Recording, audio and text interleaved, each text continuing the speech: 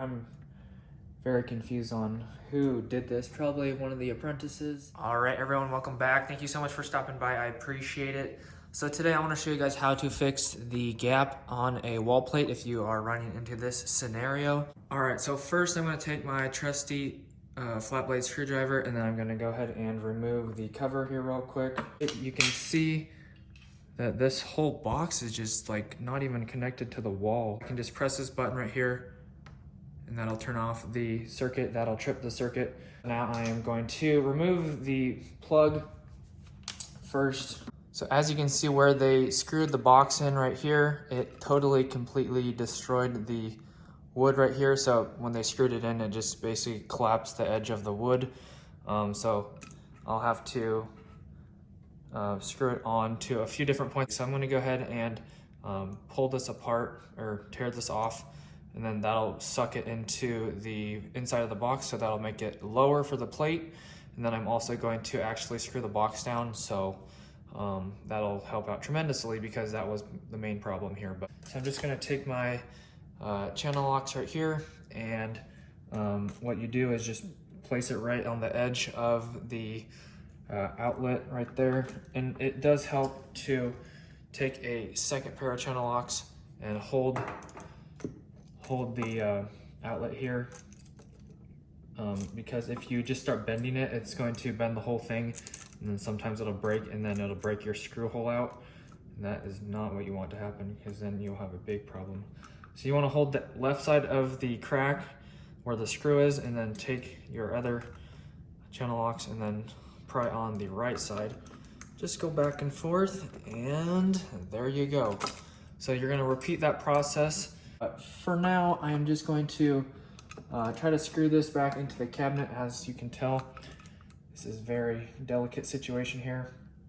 It looks like they already tried to screw this in before, and it has already not worked. It looks like every spot that they tried to screw it in, it already has broken. So every time that you pull this outlet out, pull something out of the outlet, it is going to, if it's not in a tight situation, it is going to pull the box with it.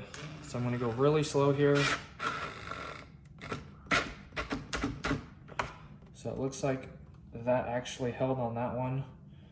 So I'm very thankful for that. I'm going to double check this with my Phillips. So don't want to go too tight, but it is pretty loose on that one. This one is pretty solid, very solid on that one. I'm going to screw my outlet back into place.